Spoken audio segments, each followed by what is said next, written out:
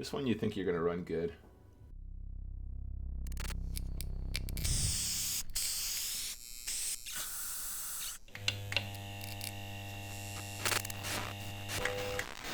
Hello, ladies and gentlemen. Welcome back to the official PokerStars channel. My name is Nicholas Walsh, and we are live once again. It's a Thursday, and today we are going to be playing some spin and goes for your entertainment and hopefully education. We'll see how it goes.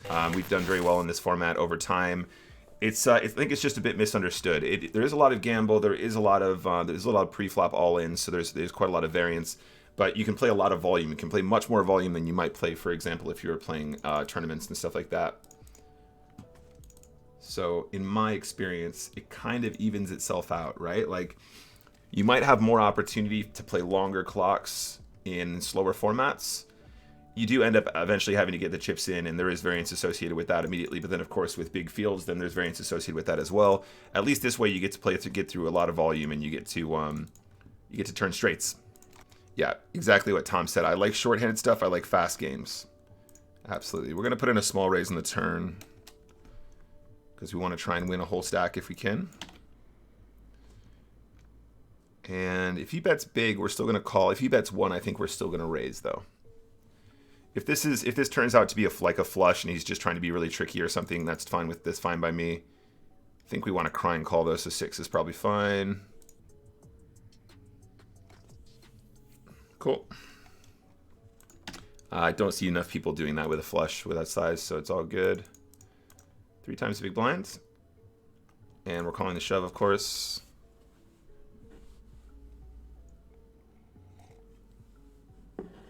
Nice. If I'm off stream, I'll just keep it casual. I'm not trying to do, insano value or something like that. This is a good spot. Diamonds. Nice. To be honest, I can 4-table. I did in the past, actually, when I was really locked in. But it's been a long time since I've really done serious volume at 4 tables, you know. Yeah, Johnny, he was clearly going a little bit mad there, but that's nice. Yeah, this is a call as well for sure. He's gonna have Queen 10. Damn. Ace. Hearts. Okay, fine. You're never going to fold a6 there, though. 100%. We've run into bigger hands twice now when we've made the calls, but both of those calls are mandatory. Even against somebody we have marked in blue who's doing some more unusual stuff. Both of those hands are just way too strong at those stack depths to be giving up. You're just going to have the best hand too often. Yeah, boys is really good, Alfie. I agree. 3, 4, 5. I think we can lead turn. We did see this guy before basically check giving up in some of these spots. There we go. Got him that time. Yo, Dutchy, what's up? Welcome back. Pie Face Poker, hello. We're limping to try and trap Maxen here. We're calling the shove if we need to. Sometimes we get to flop sets, which is nice. I do enjoy flopping sets. Oh, my God. Oh, my God, it's a dream. 99% on the flop. 99%! 99%. Let's go. This has got to be a push, right? It's got to be a push here. A6 of hearts is a monster. Hearts are good. Oh, man.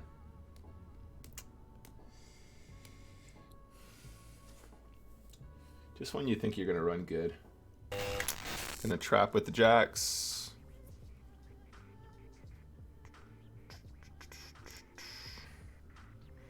Spade on the turn. We're probably just gonna call and then call most rivers, guys. Wish me luck. Yeah, we're calling the shove too. Wish me luck. Nice hand. Very gross and specific cards for him to have in this situation. The really interesting thing about this spot as well, guys, that you need to remember in this scenario pre-flop, once we've limped, he should shove all of his King X and all of his Ace X combos. So he literally has to have the Queen of Spades here. If he's playing a decent strategy, he literally has to have the Queen of Spades in order to be winning in this situation. And he literally has to have the 8 on the turn too. Well, I mean, the 8 on the turn obviously is what actually increases the size of the pot on the turn as well. So in this situation, when we're calling, we will have the best hand such an overwhelming amount of the time. Because if you take a look at the pre-flop action here, so we are 4, 8, 12, 16, 20. We're like 6 or 7-ish big blinds effective. Once we've limped, pretty much every single king combo is going to shove. Every single ace combo is going to shove, including the ace of spades, including the king of spades. Just a cold deck. We're not folding the jack of spades there anytime, obviously. It's not a mistake by any stretch. And let's get into our next game. 125, let's go. This will be a nice one to win. If we win this one, we'll actually be in profit for the day as well, I think. Yeah, we would be. So let's make this one count.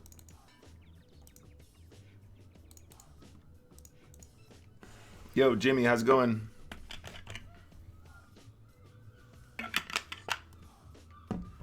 It's about to be a happy Thursday, because I'm about to win 125 bucks. Yo, Nuno, what's up?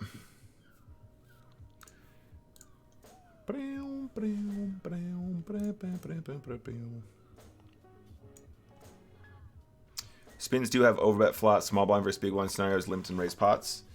Fair play.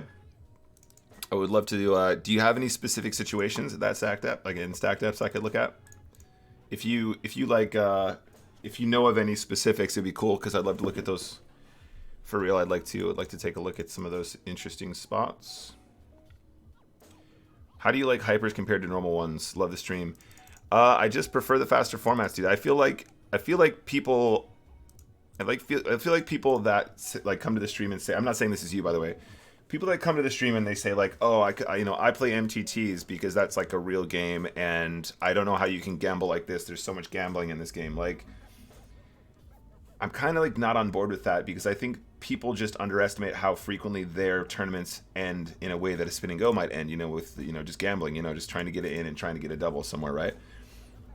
I think it happens way more often than people think, but when you're playing MTTs, they're just very, very spread out, so you kind of have like a bit of like a memory gap, They're like, oh yeah, cool, tournaments are much slower, but they are slower, but that doesn't necessarily mean that you don't end your tournament life in a similar spot to how you would end it in a spin.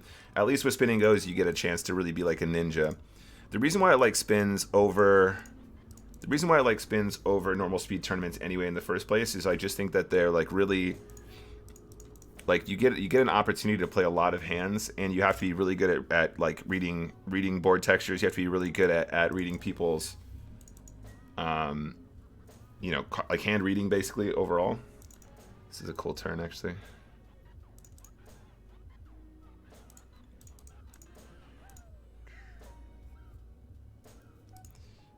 Shit.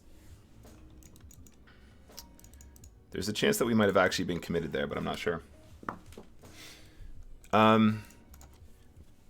I just like that it's short-handed. I feel like when you're playing short-handed, you're forced to play poker, and I feel like playing, 8-handed, 9-handed tournaments, there's just a lot of waiting around, just a bunch of people just waiting for aces, and I just think it's more interesting when you force people to actually get in a game. If you put a bunch of if you put the average tournament player in a ring in a 3-handed table like this and force them to play spins, I think tons of them would probably get absolutely wrecked. Just because they're so used to just waiting for strong combinations, and these games force you to actually learn how to play every combination from every position that exists. Well, 3-handed, I mean. All right. So anyway, 125 bucks. I feel like there's just a lot more cool, tricky plays, and like a lot more sort of complex post-flop situations. I mean, there's definitely loads of really complex. There's actually probably more complex post-flop situations when you're deep in a tournament, but then once you get shallow, I mean, a lot of it is just kind of waiting for cards. Trapping people with ace-king of clubs, for example. That's always fun. That's kind of a cold deck, though. I think he's going to go broke there no matter what, so it seems pretty standard. We're a little bit on the deep side to shove king 3 here. It's a good flop. Come on, rep the ace. Rep the ace. Overbet the river. He'll always call with a 10 or an ace. So we might as well put in the extra big blind. Oh yeah, slight overbet. I love that. Gonna limp with king 10. Good board. Obviously, always gonna bet flop. Probably bet turn here as well. The heart's obviously a bit of a concern, but I think we're gonna bet anyway. Do we go for 3 streets? I don't think a 10 is gonna call again. I don't think we're gonna encounter that many 2 pairs that will beat us, so we're gonna check river for safety. Nice, got value from the 5 on 2 streets. That's always cool. Raise to 3.5 here.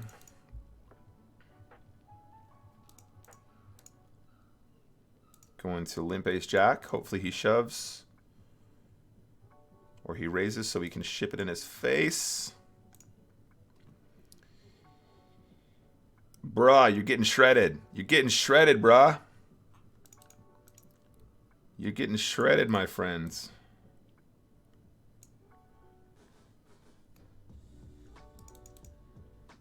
Come on, mate. Are we gonna lose a hand this game? This is sweet. Really enjoying this.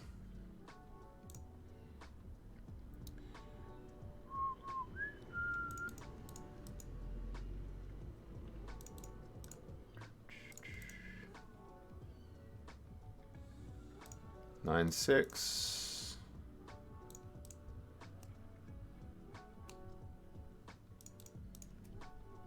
Okay, queen 6 off. Top pair, backdoor clubs, backdoor straight. That's both of them, both draws. Definitely calling the turn. I'm not sure if we want to make our clubs or not, but we'll see what happens. We have a straight at least. Why don't we bet like we're blocker betting, and then he can raise us because he can try and rep the 6, right? If we go really small, it looks like we just have a 5 or a 4. It might raise the river. Might be a cool little induce spot. Sometimes we get some hero calls. He calls us with queen deuce, so he actually turned the 2 pair with when we got our combo draw. That's nice.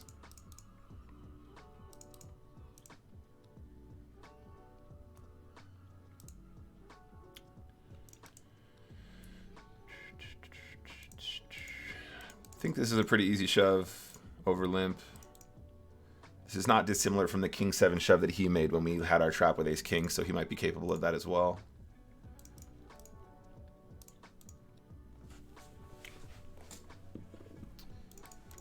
Same spot. If he limps here, we're still shopping.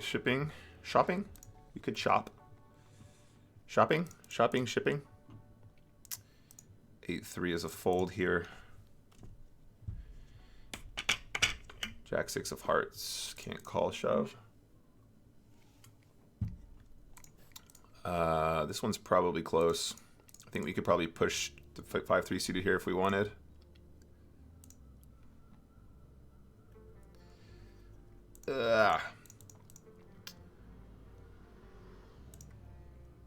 We're going to ISO small and we're going to call a shove if he wants to put it in. If he wants to limp jam, that's fine. I think we just bet something like that.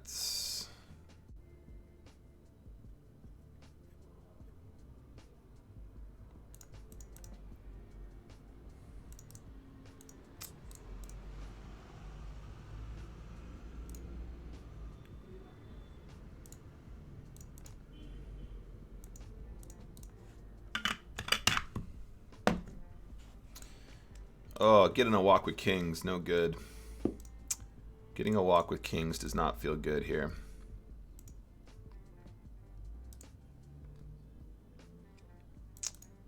King high can still be the best hand on this turn.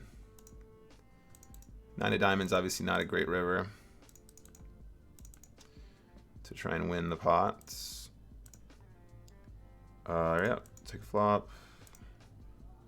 Man, 9-10 of clubs, so juicy.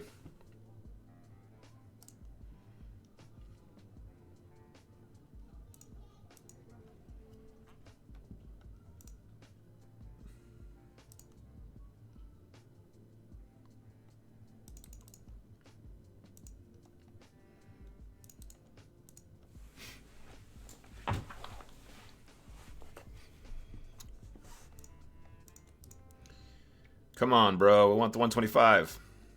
I want $125 here.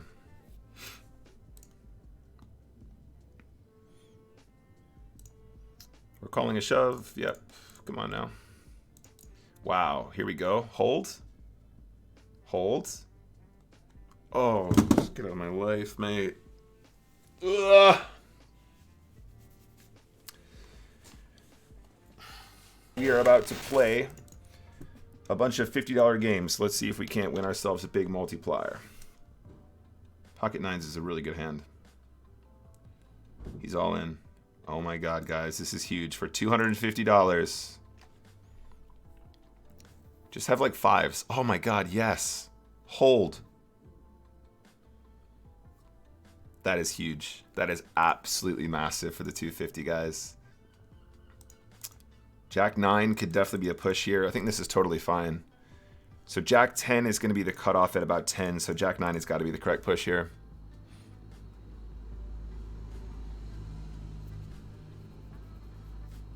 Big flop.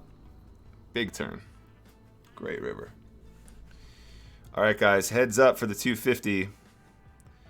This would be big for our session in terms of dollars, guys. King 3 must push. Must push at 8. Come on now. Live cards for Nick, please. Please. Let's go. $250 in the bag. That's nice. That's it for today. Thank you very much for hanging with me. Tomorrow technically isn't a stream day, but I might do a stream anyway. If you want to be notified about when that happens, hit me up on Discord, hit me up on Instagram, hit me up on Twitter. Check out my website, check out my YouTube, all that stuff. There's going to be a lot more YouTube stuff coming this month, and then in the months to come, I'm going to start putting out more regular content. It's going to be a bunch of free poker stuff. If you enjoyed stuff like this, in particular, if you enjoyed the session review that we just did, there's going to be a lot more in-depth stuff on the website and on the YouTube channel for you guys to enjoy. So go give me a follow, bookmark the website, subscribe on YouTube, hit me up on Instagram, hit me up on Twitter, all that good stuff, and it will help me to make more stuff for you guys in the future.